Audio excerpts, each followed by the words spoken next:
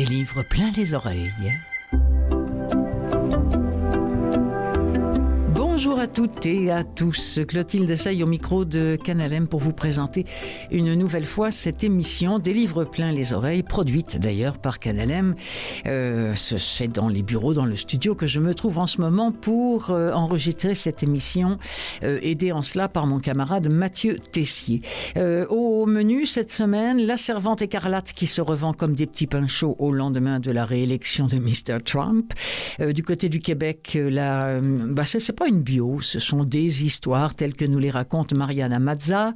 La bio, par exemple, d'Alexei Navalny. Tout ça, c'est à l'affiche, ainsi que quelques nouveautés internationales. Mais avant, tranche de vie de votre animatrice. Oui, ça m'arrive parfois. Un voyage, un événement, ça peut me donner des idées de livres audio à écouter. Cette semaine, c'est plutôt un gros chagrin qui va teinter la première partie de cette émission que je vais dédier à celle que j'appelais mon rock, ma raison de regagner assez vite mon domicile, ma sagesse, mon calme, mon inconditionnel, c'est-à-dire ma Philomène à moi. Oui, ma vieille Philo est aujourd'hui au paradis des chiens, si tant est que cela existe. Mais ça fait tellement du bien de penser qu'il est un Éden où, vous savez, où nos compagnons de route à poil, la plume, ouais, tout ce qu'on veut, s'ébattent en toute liberté, sans médaille, sans collier, sans uniforme, et puis surtout, éternellement. Alors, au moment où je prépare cette émission-là, j'avoue que j'ai près de moi une grosse boîte de Kleenex, j'ai une couverture imprégnée de son odeur, j'ai une photo d'elle dans un cadre, et puis derrière moi, il y a un panier vide, d'où elle me dérangeait quand elle trouvait que décidément, je travaillais trop. Alors pour elle, pour moi, mais aussi pour vous, qui êtes sensibles à la présence, puis à l'absence de nos compagnons de route à quatre pattes, j'ai choisi des extraits de livres dans lesquels les chiens sont les stars. Cela fait 24 heures que Philomène ne me dérange plus dans mon travail, et ça me dérange beaucoup.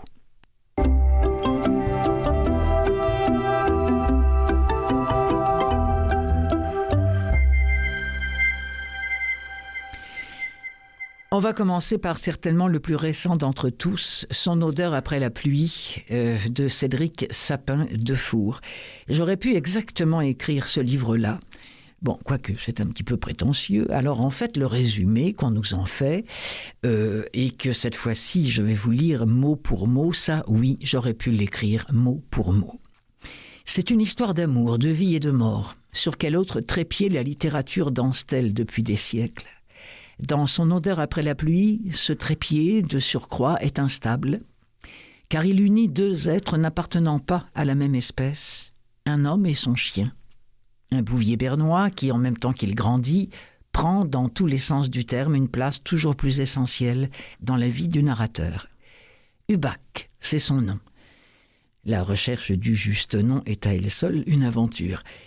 Hubac n'est pas le personnage central de ce livre. Cédric Sapin-Defour, son maître, encore moins. D'ailleurs, il ne veut pas qu'on le considère comme un maître. Le héros, c'est leur lien. Ce lien unique, évident, et pour qui l'a exploré, surpassant tellement d'autres relations. Ce lien, illisible et inutile, pour ceux à qui la compagnie des chiens n'évoque rien. Au gré de 13 années de vie commune pour lui, le lecteur est invité à tanguer entre la conviction des uns et l'incompréhension, voire la répulsion des autres, mais nul besoin d'être un homme à chien pour être pris par cette histoire, car si pareil échange est inimitable, il est tout autant universel. Certaines pages, Hubac pue le chien, les suivantes on oublie qu'il en est un, et l'on observe ces deux êtres s'aimant. Tout simplement. C'est bien d'amour dont il est question, un amour incertain, sans réponse, mais qui, se passant de mots, nous tient en haleine. C'est bien de vie dont il est question, une vie intense, inquiète et rieuse, où tout va plus vite, et qu'il s'agit de retenir. C'est bien de mort dont il est question, cette chose dont on ne voudrait pas, mais qui donne à l'existence toute sa substance, et ce fichu manque. Ces griffes que l'on croit entendre sur le plancher, et cette odeur, malgré la pluie, a jamais disparu.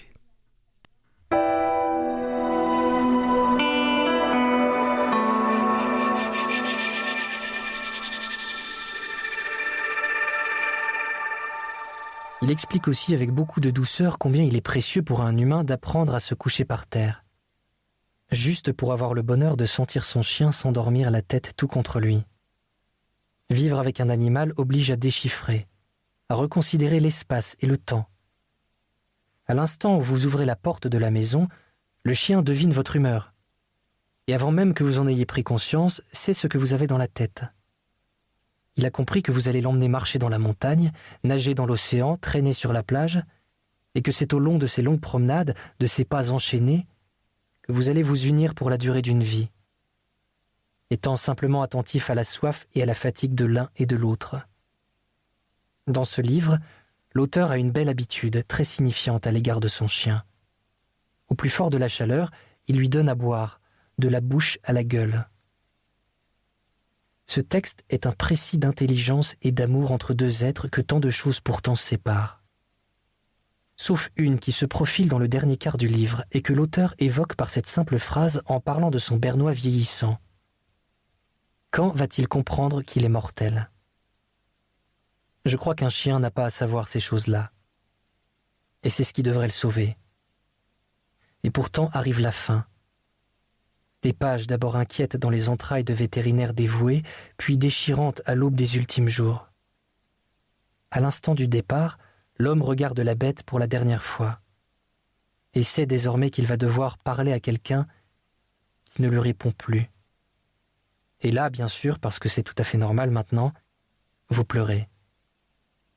Quand elle est morte, j'ai fait incinérer ma chienne.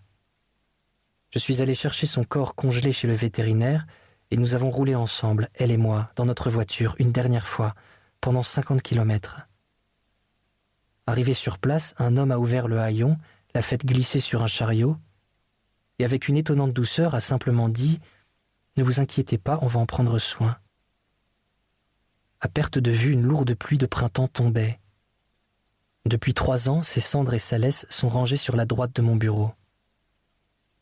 Alors voilà, le livre que vous allez lire est un précis d'amour et de conduite, qui vous guidera peut-être jusqu'à cette frontière immatérielle au-delà de laquelle les chiens parlent aux hommes. Vous allez y apprendre d'étonnantes choses sur eux et sur vous-même.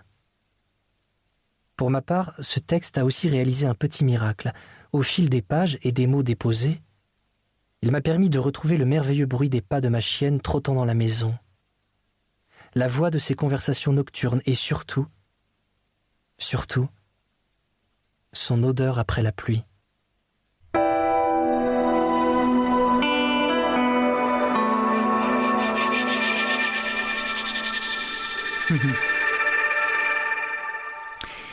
Son odeur après la pluie, avec une préface de Jean-Paul Dubois. D'ailleurs, c'est un extrait de la préface qu'on vient d'entendre, mais le livre est signé Cédric Sapin-Defour et il est lu par Samuel Charles.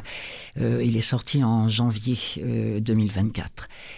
Un conte maintenant, tiens, pour les plus jeunes, un conte signé Marcel Aimé, Le chien, un conte du chat perché. C'est lu par François Morel, ça dure 38 minutes. Où il est question d'un chien aveugle qui sera abandonné par un maître aveugle et qui va être trouvé par 2 petites filles. Pourquoi faisons-nous le bien ? Parce que c'est le vrai sujet de ce livre-là, de ce conte-là. Plus précisément, pour qui prenons-nous l'initiative d'effectuer un acte altruiste ? L'acte altruiste est-il par nature totalement désintéressé ? Vraiment intéressant ce conte de Marcel Aimé, parce que le pardon, le sacrifice, la générosité, le concept de l'altruisme, notamment envers le handicap, y est présent à chacune des pages. Un joli conte dont voici le début.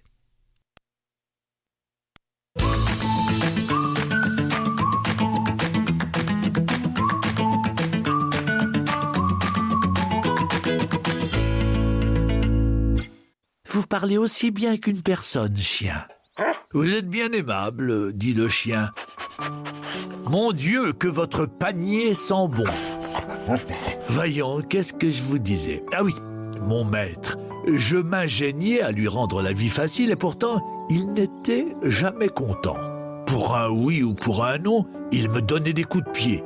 Aussi, vous pouvez croire qu'avant-hier, j'étais bien surpris quand il s'est mis à me caresser et à me parler avec amitié. J'en étais bouleversé, vous savez. Il n'y a rien qui me fasse autant de plaisir que des caresses. Je me sens tout heureux. Caressez-moi pour voir. Le chien allongea le cou, offrant sa grosse tête aux deux petites qui lui caressèrent son poil ébouriffé. Et en effet, sa queue se mit à frétiller, tandis qu'il faisait avec une petite voix « Waouh, waouh, waouh !» « Vous êtes bien bonne de m'écouter, reprit-il, mais il faut que j'en finisse avec mon histoire. Après m'avoir fait 1000 caresses, mon maître me dit tout d'un coup « Chien, veux-tu prendre mon mal et devenir aveugle à ma place ?» Je ne m'attendais pas à celle-là.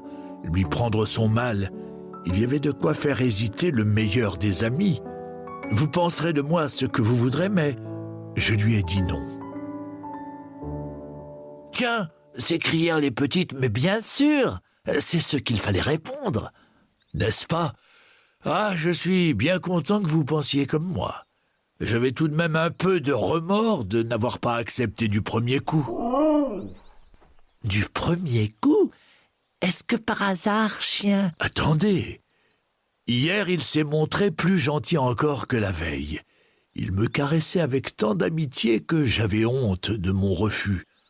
Enfin, quoi, autant vous le dire tout de suite, j'ai fini par accepter. Ah, il m'avait bien juré que je serais un chien heureux, qu'il me guiderait sur les chemins comme j'avais fait pour lui, et qu'il saurait me défendre comme je l'avais défendu. Mais je ne lui avais pas plus tôt pris son mal qu'il m'abandonnait sans un mot d'adieu. Et depuis hier soir, je suis tout seul dans la campagne, me cognant aux arbres, butant aux pierres de la route. Tout à l'heure, j'ai reniflé comme une odeur de veau, puis j'ai entendu 2 petites filles qui chantaient, et j'ai pensé que, peut-être, vous ne voudriez pas me chasser. « Oh non !» dirent les petites. « Vous avez bien fait de venir. » Le chien soupira et dit, en humant le panier, « J'ai bien faim aussi. N'est-ce pas un morceau de veau que vous portez là ? Mais dites-moi, petite, ne voulez-vous pas me conduire auprès de vos parents ? S'ils ne peuvent me garder auprès d'eux, du moins, ne refuseront-ils pas de me donner un os ou même une assiette de soupe et de me coucher cette nuit ?» Je vous rassure, c'est un conte qui finit très très bien. Un autre livre où le chien est à l'honneur, celui-ci dont je vais vous parler s'appelle Yes, Yes comme oui. C'est une jeune chienne, elle est donc le personnage principal de ce livre qui s'appelle Un chien à ma table de Claudie Hunzinger, qui avait obtenu d'ailleurs un prix, et je ne me souviens plus lequel là tout de suite, j'ai oublié de le renoter, mais bref, c'était le prix féminin. Voilà, merci beaucoup à Mathieu. Un soir, cette chienne-là surgit à la porte d'un vieux couple. Le vieux couple est composé de Sophie, qui est une romancière, une écrivaine, et Grig, qui est son vieux compagnon, son grigou, comme elle l'appelle. Et à partir de là, c'est le destin de Yes qui va tenir à lui seul la narration du bouquin. Mais en même temps, le thème du roman, c'est la vieillesse, celle du monde, celle d'un couple et celle d'une femme, oui. Mais surtout, c'est aussi le contraire de la vieillesse, parce que dans ce roman, on n'accepte pas encore la défaite. Et grâce à l'irruption de Yes, cette chienne, c'est une espèce d'ode à la vie. Et puis alors, mes amis, la lecture de Marie-Christine Barrault, à elle seule, elle en vaut le détour.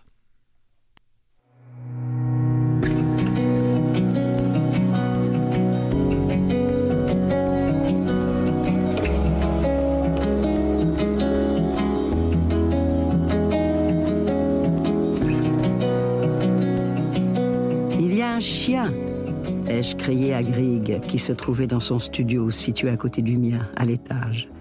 Chacun son lit, sa bibliothèque, ses rêves. Chacun son écosystème. Le mien, fenêtres ouvertes sur la prairie. Le sien, rideau tiré jour et nuit sur cette sorte de réserve, de resserre, de repère, de boîte crânienne, mais on aurait pu dire aussi de silo à livres, qu'était sa chambre. Quand celui qui était mon compagnon depuis presque 60 ans, mon vieux Grigou, mon gredin, au point que je le surnommais Grig, lui, les bons jours m'appelaient Fifi, les très bons Biche ou Tibiche, les mauvais Sophie. Alors quand Grig est descendu de sa chambre, barbe de 5 jours, cheveux gris, bandana rouge autour du cou, sans âge et sans se presser, comme quelqu'un à qui on ne la fait pas, revenu de tout, revenu du monde qui ne le surprenait plus, ne l'indignait pas davantage, dont il avait accepté la défaite en même temps que celle de son corps, ce monde auquel il préférait à présent les livres.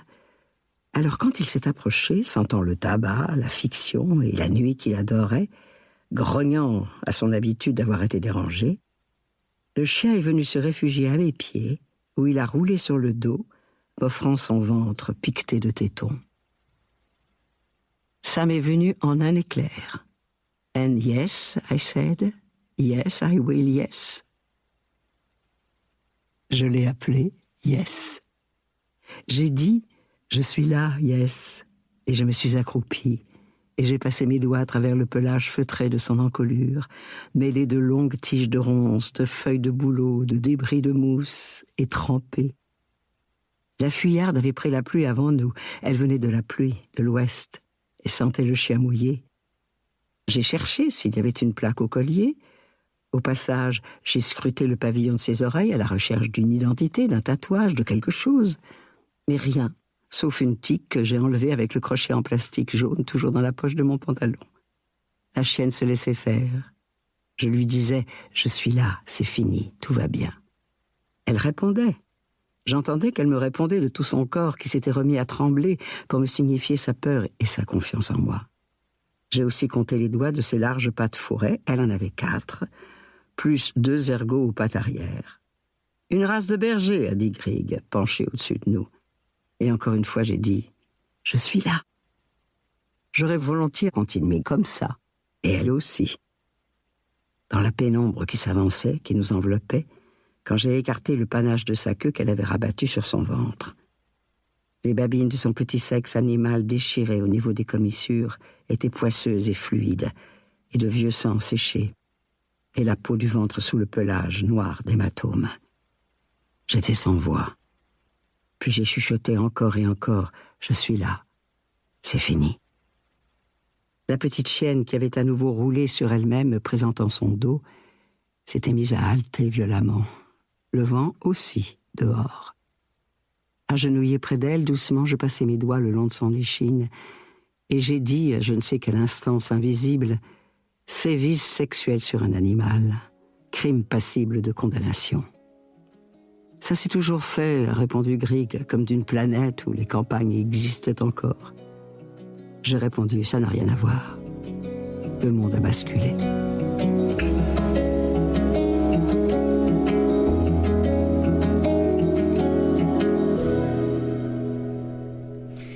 Alors c'était la voix de Marie-Christine Barrault lisant un extrait de Un chien à ma table de Claudie Hunzinger qui avait obtenu en 2022 le prix Femina. Merci encore à mon ami Mathieu Tessier de m'avoir éclairé un petit peu cette mémoire à qui il arrive d'être un peu défaillante, surtout quand elle est un petit peu d'humeur chagrin pour ceux qui viendraient de se joindre à nous.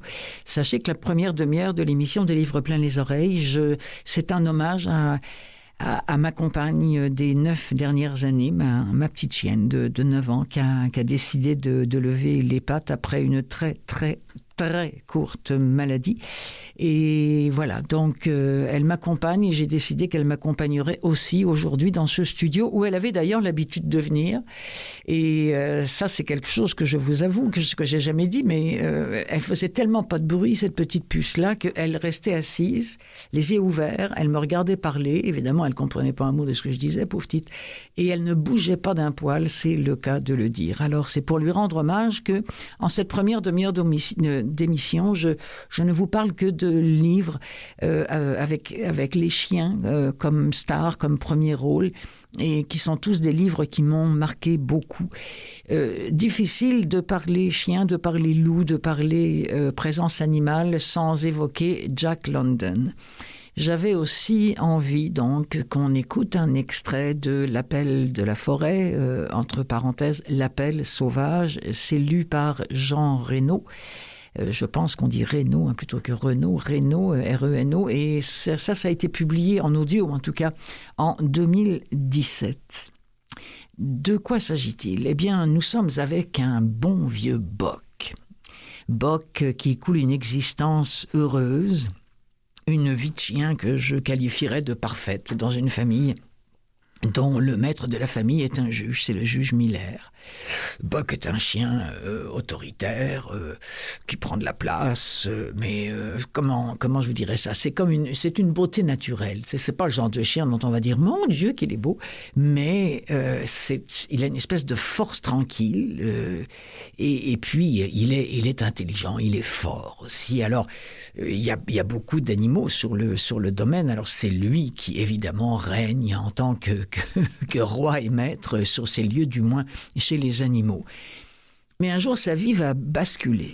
Un jour où il devient la victime d'un traître, un traître d'homme.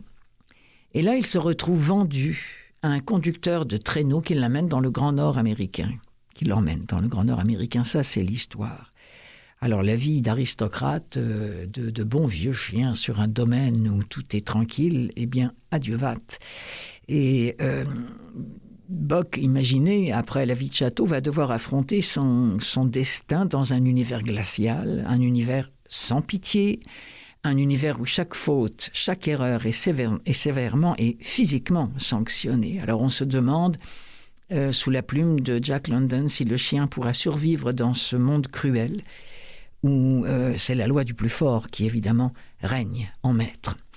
Qu'est-ce qui va advenir de cet admirable chien le jour où, entre autres, il va découvrir avec amertume, puis avec un espèce de plaisir trouble ? Parce que l'instinct remonte, il va découvrir le goût du sang. C'est une œuvre maîtresse de Jack London, je parle de L'appel sauvage ou L'appel de la forêt, un roman qui a tout pour passionner les jeunes lecteurs, mais les adultes aussi. Il y a dans l'aventure, dans le Grand Nord, en Alaska, parmi les aventuriers et les chercheurs d'or, il y a la découverte de l'univers mythique des pionniers américains, et il y a évidemment l'étonnante aventure de Bock, attachant, courageux, qui est un destin hors du commun. Dans l'extrait qu'on va entendre, eh bien voilà, c'est le moment où il va quitter ce domaine chéri, où il vit comme un prince.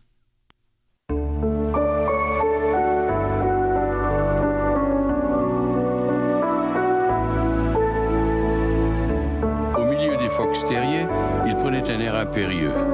Quant à Toots et à Isabelle, il les ignorait totalement, car il était roi.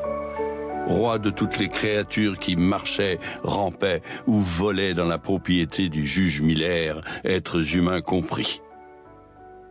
Son père, Elmo, un énorme Saint-Bernard, avait été l'inséparable compagnon du juge, et Buck semblait destiné à assumer sa succession. Il n'était pas aussi grand. Il pesait seulement 140 livres, car il tenait aussi de sa mère, Shep, un chien berger écossais. Néanmoins, ces 140 livres, auxquels s'ajoutait la dignité liée à une vie de bien-être et à un respect général, lui permettaient d'arborer un maintien vraiment royal. Pendant les 4 années qui s'étaient écoulées depuis sa naissance, il avait vécu l'existence d'un aristocrate repu. Il se montrait très fier de lui, et même un peu égocentrique, comme finissent souvent par l'être les hobereaux de campagne, du fait de leur situation d'isolement. Mais il avait sauvé l'honneur en ne devenant pas simplement le chouchou de la maison. La chasse et les joies familiales en plein air avaient limité son embonpoint et durci ses muscles. Et comme il appartenait à une race de bêtes qui apprécie l'eau froide, son goût des bains glacés l'avait fortifié et avait préservé sa santé. Voilà donc quel était le chien Buck à l'automne 1897, lorsque la découverte du gisement du Klondike attira dans le nord glacé des hommes venus du monde entier. Mais Buck ne lisait pas les journaux, et il ne savait pas non plus que Manuel, l'un des assistants du jardinier, était une fréquentation peu recommandable. Ce Manuel avait un très grand défaut. Il adorait jouer à la loterie chinoise. En outre, dans sa passion du jeu, il faisait preuve d'une très grande faiblesse. Il croyait en un système, et c'est ce qui le condamnait irrémédiablement. Car l'utilisation d'une martingale exige de l'argent, alors que les gages d'un aide-jardinier ne parviennent pas à satisfaire les besoins d'une épouse et d'une nombreuse progéniture. Le juge a assisté à une réunion de l'association des producteurs de raisins secs et les garçons étaient occupés à monter un club d'athlétisme lors de cette nuit mémorable où Manuel commit sa traîtrise. Personne ne le vit sortir avec Buck par le verger. Buck croyait simplement faire une petite promenade. À l'exception d'un homme solitaire, personne ne les vit arriver à la petite halte ferroviaire connue sous le nom de College Park. Cet homme parla avec Manuel, et on entendit tinter des pièces de monnaie. « Vous pourriez emballer la marchandise avant de la livrer » déclara l'étranger d'un ton bourru, et Manuel, avec une grosse corde, fit un double tour au cou de Buck, en dessous du collier. « Tordez-la, ça suffira à l'étrangler, dit Manuel, et l'étranger approuva en grommelant. Buck avait accepté la corde avec une dignité tranquille. À coup sûr, c'était un événement inhabituel, mais il avait appris à faire confiance aux hommes qu'il connaissait et à leur reconnaître une sagesse supérieure à la sienne. Mais quand l'extrémité de cette corde se retrouva dans les mains de l'étranger, il se mit à pousser des grognements menaçants. Il avait simplement manifesté son mécontentement, car il croyait dans son orgueil qu'il suffisait de le manifester pour être obéi. Mais, à sa grande surprise, la corde se resserra autour de son cou et lui coupa le souffle. Pris d'une rage subite, il se jeta sur l'homme, qu'il arrêta dans son élan, le saisit près de la gorge et d'une torsion à droite, le renversa sur le dos. Alors la corde se resserra encore plus impitoyablement. Buck, furieux, avait beau se débattre, sa langue pendait et sa vaste poitrine haletait en vain. Jamais au cours de sa vie il n'avait été traité d'une manière aussi ignoble, et jamais non plus il n'avait été aussi en colère. Mais ses forces déclinèrent, ses yeux devinrent vitreux, et il avait perdu conscience quand le train s'arrêta au signal des deux hommes qui le jetèrent dans le fourgon à bagages.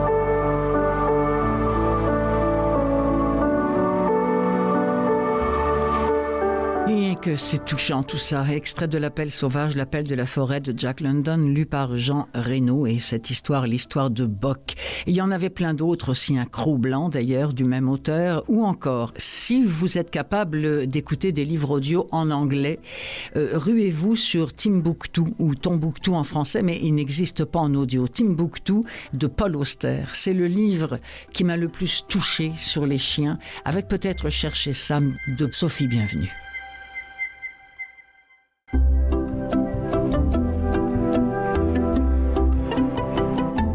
Bon, allez, au panier, les chiens, ou au ciel, tiens, où vous voulez.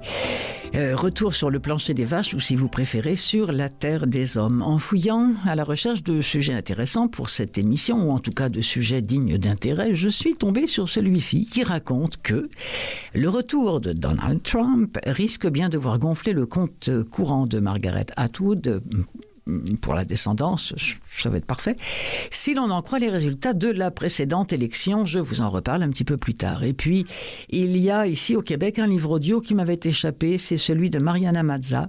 Qu'on l'apprécie ou pas, moi c'est quelqu'un qui m'interpelle, je dois dire, dans sa désarmante lucidité, tiens, et honnêteté aussi.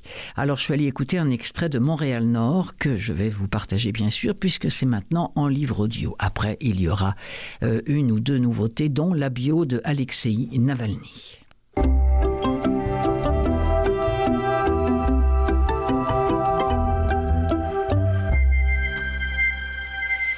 C'est sorti sous la plume de je ne sais quel journaliste, mais ce que je sais, c'est que c'était dans The Guardian.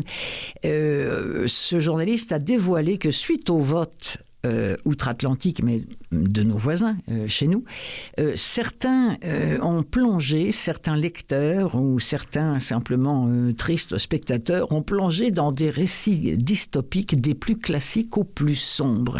C'est un phénomène qui n'est pas nouveau. En 2016, après l'arrivée à la Maison-Blanche pour la première fois de Trump, La Servante écarlate de Margaret Atwood avait déjà connu un vif intérêt, un très vif intérêt.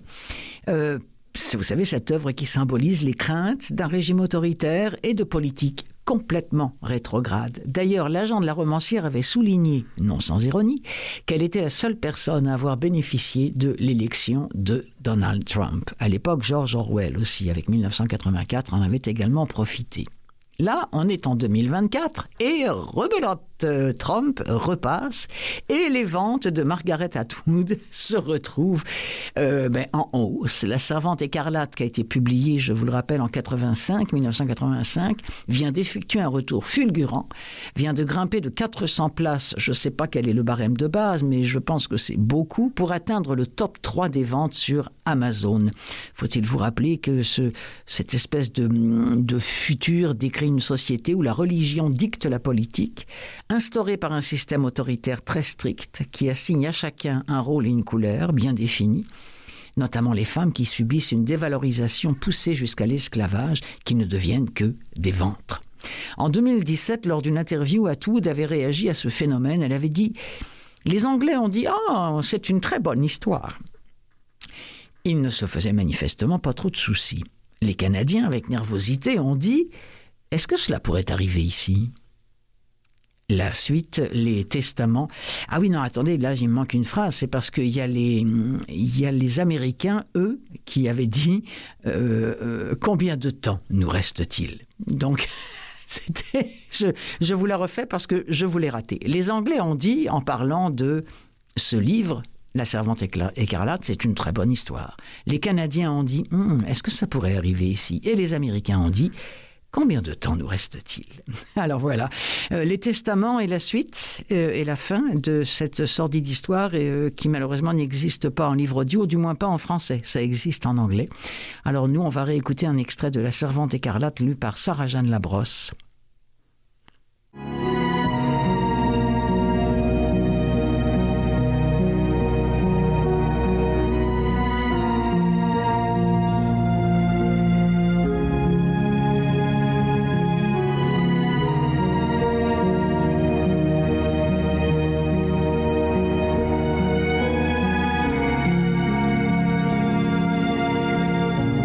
Ce qui fut autrefois le gymnase. Le sol était en bois verni, avec des lignes et des cercles tracés à la peinture pour les jeux qui s'y jouaient naguère. Les cerceaux de paniers de basket-ball étaient encore en place, mais les filets avaient disparu. Un balcon courait autour de la pièce pour recevoir le public.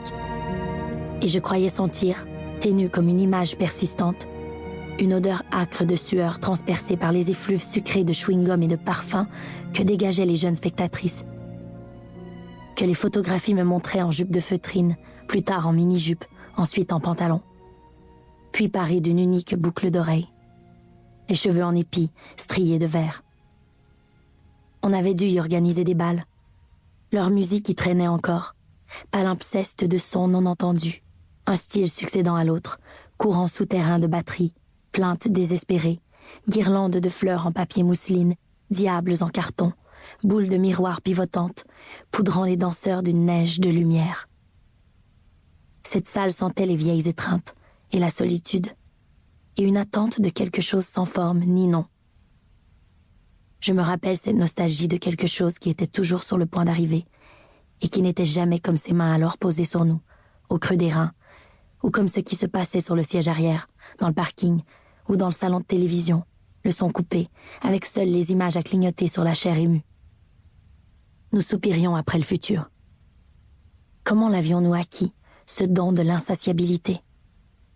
Il était dans l'air, et il y demeurait, comme une pensée à retardement, tandis que nous essayions de dormir dans les lits de camp qui avaient été disposés en rangée, espacés pour que nous ne puissions pas nous parler.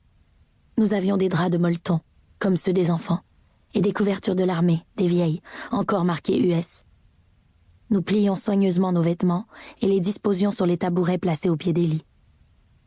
La lumière était en veilleuse, mais pas éteinte.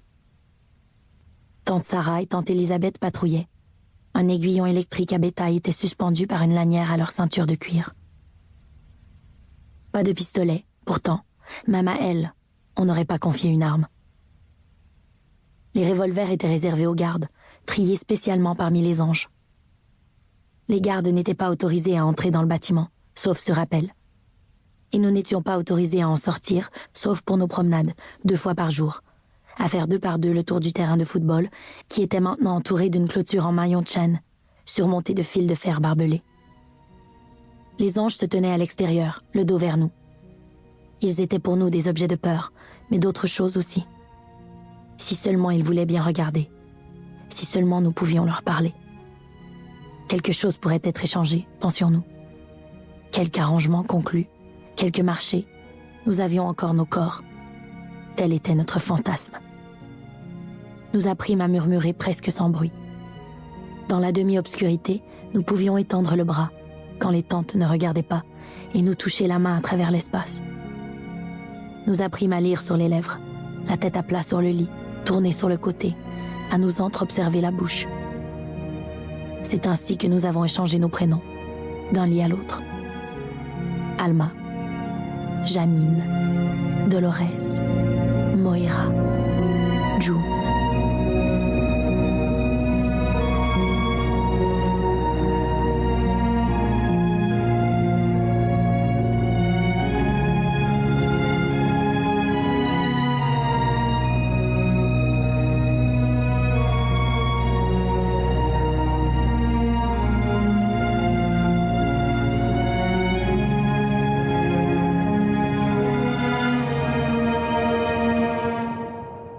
Et là, c'est la voix de Sarah-Jeanne Labrosse qu'on vient d'entendre, lisant un extrait de La Servante écarlate sur la musique qui a servi de trame sonore à la, à la télésérie qui a été diffusée, est-ce sur Netflix ou sur Prime Video, je ne sais plus trop. En tout cas, la série a été diffusée, elle est encore là d'ailleurs pour les gens que ça pourrait intéresser.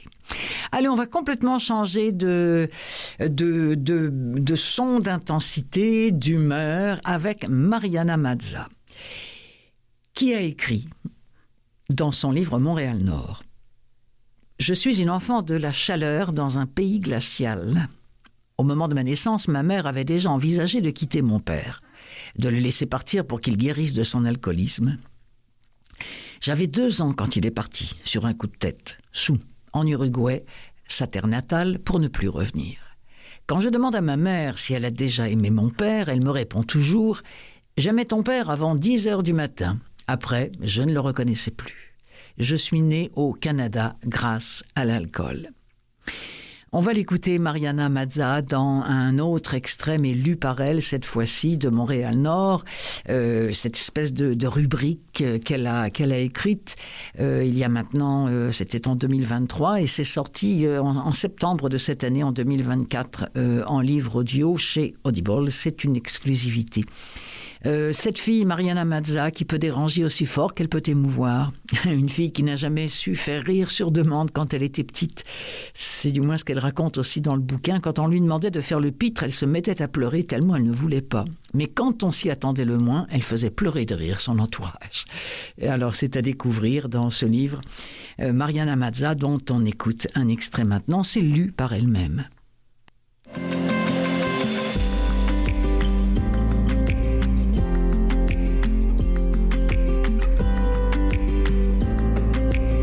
On m'avait dit que c'était un club de bowling ou simplement un immeuble abandonné, je l'aurais cru.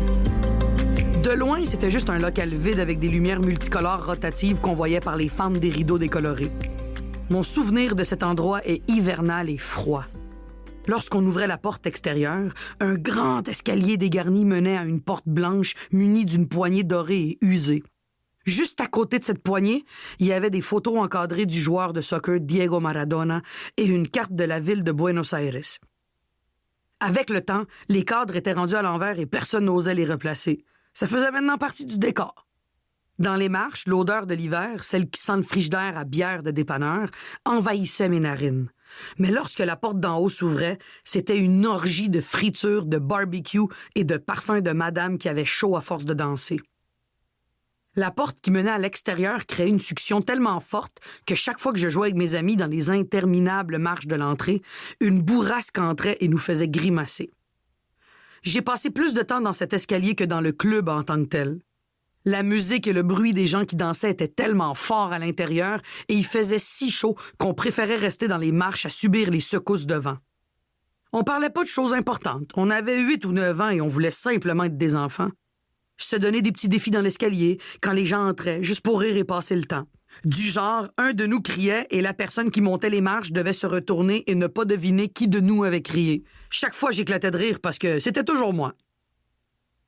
L'escalier n'avait pas de tapis, juste de la sludge et des petites roches noires accumulées qui rendaient la montée périlleuse et faisaient peur aux personnes âgées. Il devait se tenir à la rampe en bois qui menaçait toujours de céder. Tous les vendredis, les mêmes visages se pointaient dans cette cage d'escalier bleu poudre décorée des drapeaux argentins et uruguayens. La même petite madame ronde avec le manteau en fausse fourrure qui regardait toujours où elle mettait les pieds avec un sourire inquiet. Le même vieillard qui venait seul, souriait dans le vide et enlevait son chapeau dès qu'il passait le seuil de la porte. Les mêmes enfants qui arrivaient en courant et en criant et qui, après 1 heure, s'endormaient sur les genoux de leur mère. J'aimais être assise sur la dernière marche de l'escalier pour observer du haut de mon trône chaque personnage du vendredi qui entrait pour se réfugier du froid dans la chaleur du club argentin. À cette époque, j'étais la fille de Sonia. Mon identité s'arrêtait là où la présence de ma mère commençait. Ma mère et moi arrivions vers 21h30 quand la musique était basse et les stroboscopes éteints. Vers 23h30, quand tout le monde était arrivé, le DJ augmentait le volume de la musique et faisait jouer sa fameuse liste, toujours la même depuis 10 ans. J'allais toujours le voir pour lui demander de jouer des chansons du groupe Aqua ou des Venga Boys. Au début, il acceptait avec le sourire. Quand il me donnait ce que je voulais, j'allais lui en redemander. Après 3 demandes, il acquiesçait en regardant ailleurs. Il n'était plus capable d'en prendre. J'ai recroisé ce DJ dans un spectacle de Marc Anthony plusieurs années plus tard. Il était assis derrière moi et quand il m'a vu, il m'a dit « La petite fille qui voulait toujours qu'on joue sa musique ». Les personnes qui foulaient la piste de danse en premier étaient les mêmes qui restaient pour la chanson de clôture « Lamento Boliviano ». Quand cette chanson commençait, c'était notre signal à tous. On ramassait les manteaux, les parents réveillaient les enfants endormis sous les tables et la place se vidait tranquillement. Chaque année, un concours de déguisement pour adultes avait lieu le soir de l'Halloween et je n'avais jamais le droit d'y aller. Ma mère me disait que je m'emmerderais et que personne de mon âge n'y serait. C'était mal me connaître, de penser que j'avais plus de plaisir avec les gens de mon âge.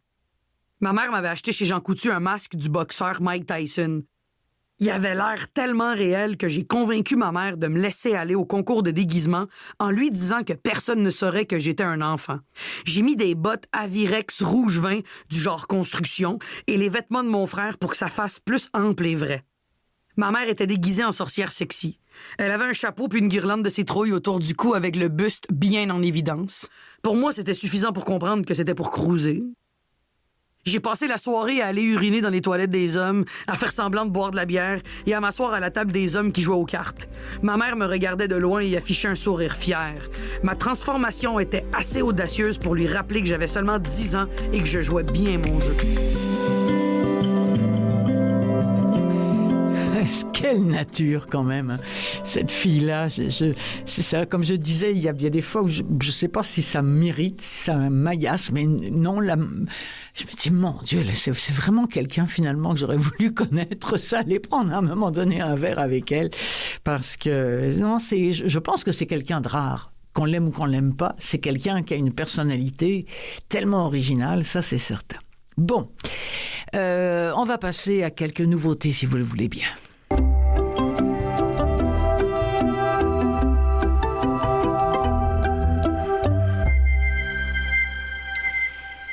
S'ils finissent par me liquider, ce livre sera mon testament, avait écrit le principal opposant à Vladimir Poutine avant de mourir en détention. Ses mémoires posthumes s'intitulent Patriote et je parle évidemment d'Alexeï Navalny. Le livre audio est lu par Sylvain Agaessé. C'est un récit réellement vivant, très captivant, un récit qui comprend aussi une partie de correspondance inédite depuis sa prison. Alexeï Navalny qui raconte sa carrière politique, qui raconte les nombreuses tentatives d'assassinat dont il a fait l'objet, ainsi d'ailleurs lui et que ses proches aussi, hein, parce que ses proches ont aussi été victimes, ou du moins il y a eu tentative aussi d'assassinat auprès des siens. Et puis il raconte aussi cette campagne acharnée qu'il a menée avec son équipe contre un régime de plus en plus totalitaire. C'est écrit avec beaucoup de franchise, du courage, de la passion, de l'esprit. Patriote, c'est un peu la dernière lettre d'Alexeï Navalny au monde, récit émouvant des dernières années qu'il a passées dans une prison connue pour son extrême brutalité. Un rappel des raisons pour lesquelles les libertés individuelles sont si importantes, et puis c'est aussi ce livre un puissant appel à poursuivre l'œuvre pour laquelle il a sacrifié sa vie. Sa femme, Yulia Navalnaya, a écrit ceci. Ce livre témoigne non seulement de la vie d'Alexeï, mais aussi de son engagement indéfectible dans la lutte contre la dictature. Une lutte pour laquelle il a tout donné, y compris sa vie. Au fil des pages, les lecteurs apprendront à connaître l'homme que j'aimais profondément, un homme d'une intégrité et d'un courage inébranlable. Partager son histoire permettra non seulement d'honorer sa mémoire, mais aussi d'inspirer à d'autres personnes de défendre ce qui est juste et à ne jamais perdre de vue les valeurs qui comptent. Extrait de Patriote d'Alexeï Navalny par Sylvain Agaès.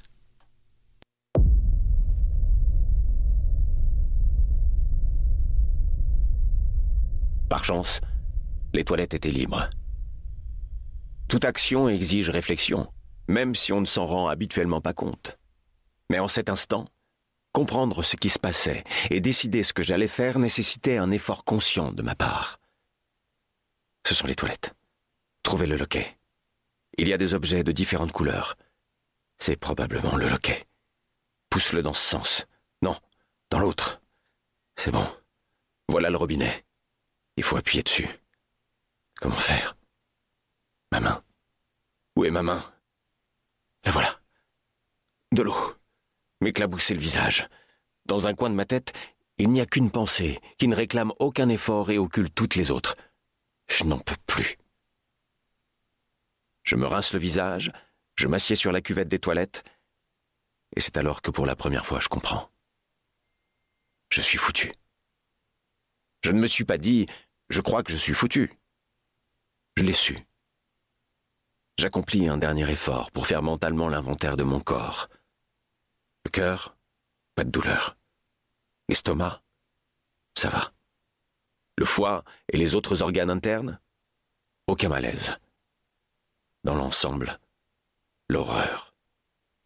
C'est trop. Et je suis sur le point de mourir. Péniblement, je m'asperge le visage une seconde fois. Je veux regagner ma place, mais j'ai peur de ne pas pouvoir sortir des toilettes tout seul. Je n'arriverai pas à trouver le loquet. Je vois tout très nettement.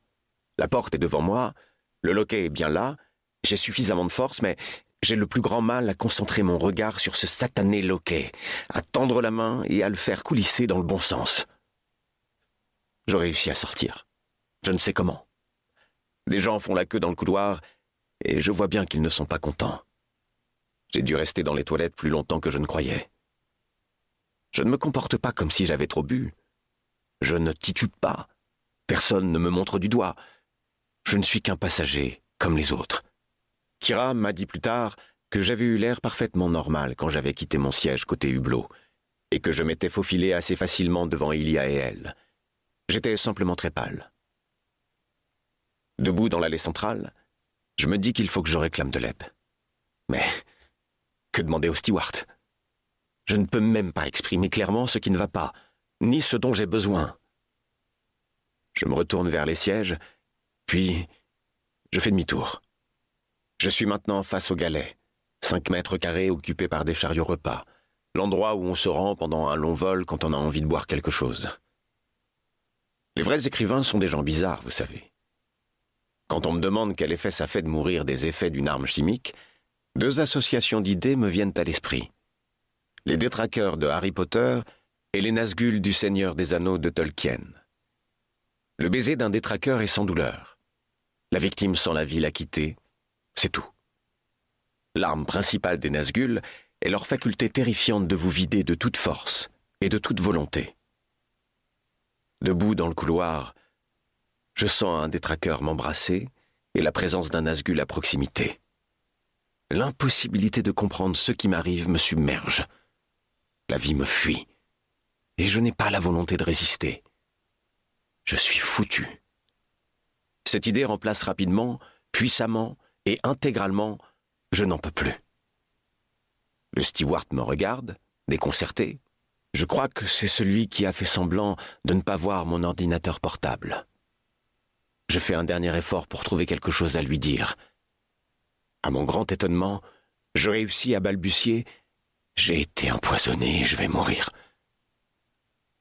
Les voix se font indistinctes, et les derniers mots que j'entends sont ceux de la femme qui crie « Non, restez éveillés, restez éveillés !»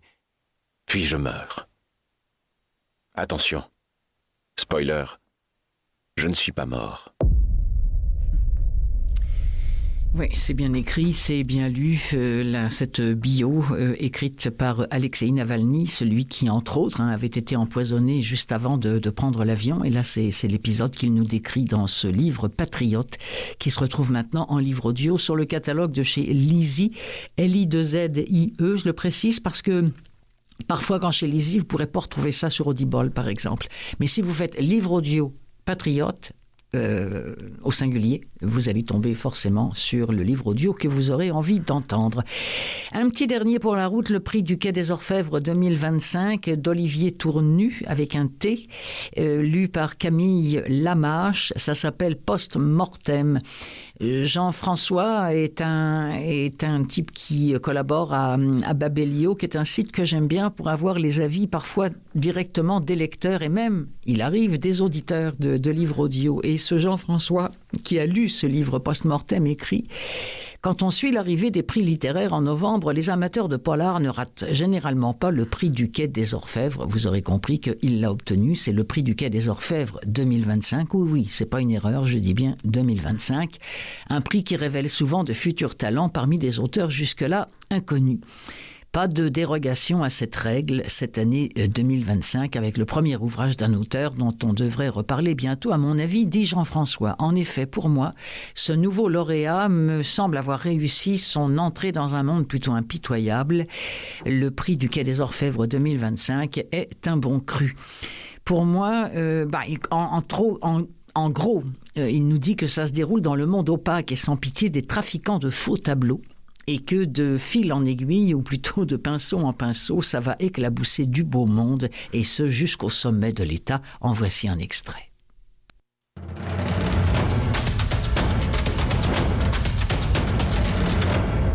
Ses papilles ont le goût de la mort. La douleur envahit son corps comme un ouragan saccage une ville. Il entr'ouvre ses yeux couverts de sang. Son visage boursouflé sourit. Il aperçoit sa toile posée sur un chevalet. Il admire les lignes parfaites du tableau.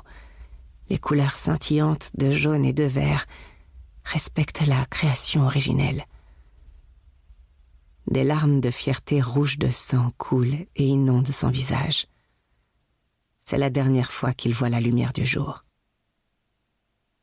En retrait, j'aurais pu dire « Ne te retourne pas ». Mais comme j'étais certain qu'on n'écoute pas ce genre de phrase, je l'ai frappé. Au sol, son visage afficha de la peur et un pourquoi qui ne sortait pas. Convaincu qu'il allait le formuler, je lui ai mis un coup de pied dans le ventre, plus brutal que le premier, et 3 autres éclatèrent son arcade sourcilière droite. Ça lui ôta tout désir de discuter. Quand j'ai prononcé son nom, j'ai senti qu'il cherchait qui j'étais, d'où nous nous connaissions. À sa place, j'aurais fait pareil. Mais avec ce qu'a pris son cerveau, il n'était plus en état de se souvenir. Il marmonna un « mais » plein de douleur.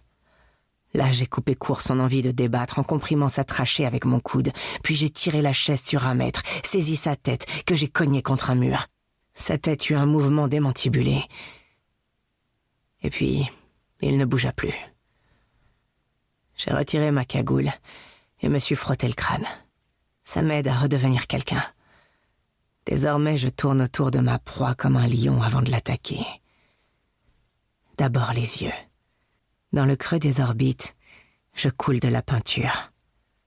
Les teintes mélangées au sang colorent le visage. Ocre à gauche et un vermillon orangé à droite. Je retire ma combinaison noire intégrale. Dessous, un 3 pièces coupé dans du beau tissu. Dans le reflet d'une fenêtre, j'ajuste le nœud de cravate quand des murmures proviennent du palier. Un œil collé au Judas, je vois 2 types pester contre les travaux de rénovation. Derrière la porte, je prie pour qu'ils se barrent. C'est chose faite, 10 minutes après. Pour cette mission, on m'a ordonné de rapporter la toile. Mais l'idée de croiser quelqu'un avec, même emballé, ne me plaît pas. Je la laisse sur le chevalet, à 1 mètre de Riquet. Dehors, plus de kermesse. La vie urbaine a repris ses droits. La température tranche avec la fraîcheur de la cage d'escalier. Il y a 2 jours, j'ai remarqué le panneau d'une agence immobilière accroché à un balcon de l'immeuble d'en face à propos de la location d'un appartement au 7e étage. J'ai convaincu l'agent immobilier, pressé d'en finir, que j'apprécierais qu'il me le réserve durant 3 jours, le temps de rassembler les pièces nécessaires pour le contrat de location. Je lui ai remis 200 €, qu'il a empoché comme s'il s'agissait d'une pratique courante. Lors de la visite, l'agent a reçu un appel qu'il a pris sur le balcon. J'ai saisi la clé laissée dans la serrure pour en faire un moulage dans de la pâte à modeler que j'ai reproduite le soir même.